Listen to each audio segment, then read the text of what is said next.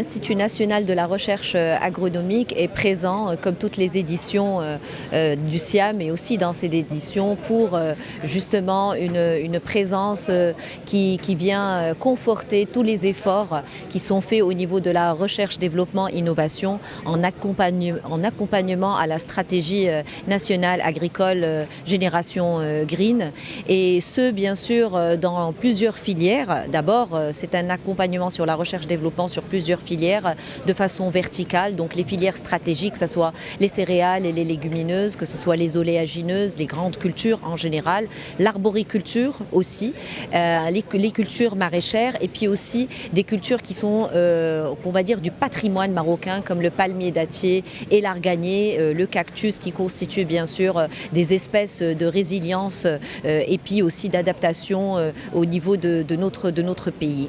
Aussi, il y a des programmes, d'autres programmes qui sont transverses, qui ne sont pas liés plutôt à des filières de façon verticale, avec en amont, on va trouver tout ce qui est amélioration génétique jusqu'à la valorisation en aval, mais on va trouver plutôt des programmes qui sont transverses, avec un changement de paradigme de l'agriculture. On va traiter plus l'agriculture de conservation, on va traiter l'agriculture digitale, l'agriculture biologique, l'agroforesterie et aussi la conservation de ressources génétiques, qui sont en fait tous des programmes qui viennent de façon transverse conforter tous les autres programmes de filières qui sont articulés de façon verticale. Et puis au centre de ces programmes-là, il y a le programme de transfert qui est essentiel, transfert de la technologie qui est essentiel, puisque cette recherche elle est dédiée en in fine au bénéficiaire total final qui est l'agriculteur, qui est l'éleveur et qui est le secteur socio-professionnel qui doit utiliser ces technologies pour bien sûr rendre notre agriculture plus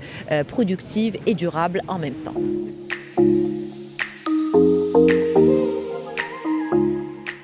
Votre question est très pertinente et la recherche-développement est encore plus importante aujourd'hui qu'elle ne l'était hier, spécifiquement dans le cadre des défis et des enjeux que nous vivons aujourd'hui.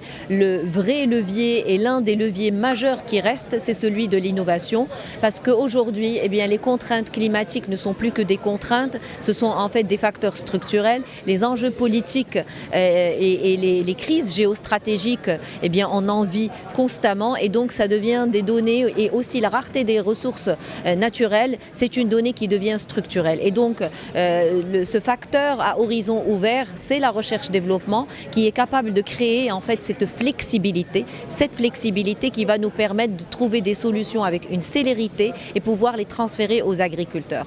Alors parmi peut-être les points, il y a plusieurs challenges qu'on pourrait citer, mais en tout cas la recherche, elle vise tout simplement, la recherche a toute sa place aujourd'hui pour être ce maillon qui va être le levier pour l'agriculture productive et durable du futur.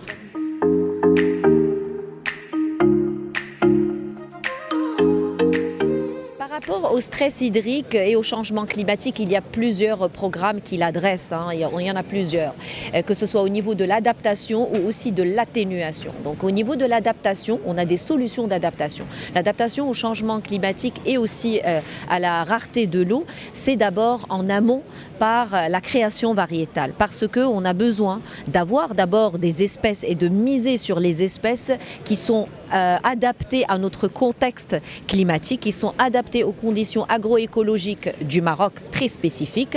Donc c'est pour cela qu'on va promouvoir beaucoup plus les espèces qui sont résilientes. Donc ça, c'est une solution d'adaptation. La deuxième solution d'adaptation, c'est qu'à l'intérieur de l'espèce, on va chercher les variétés qui ont le plus de résistance. On va développer des programmes d'amélioration génétique sur une durée qui vont cibler la résistance au stress hydrique, entre autres, avec la résistance aussi aux maladies, la résistance au stress thermique aussi, et en même temps assurer une garantie de productivité et une valeur qualitative qui puisse assurer un débouché et qui puisse être valorisante bien sûr pour les agriculteurs et les éleveurs, que ce soit au niveau du végétal ou de l'animal. Donc la création variétale ou bien l'utilisation des races, comme aujourd'hui on a par exemple la race synthétique INRAS 180 au niveau des ovins qui allie prolificité, 2 agnelages par an, plus une productivité activités importantes. Ça, ce sont des leviers en quelque sorte d'adaptation au changement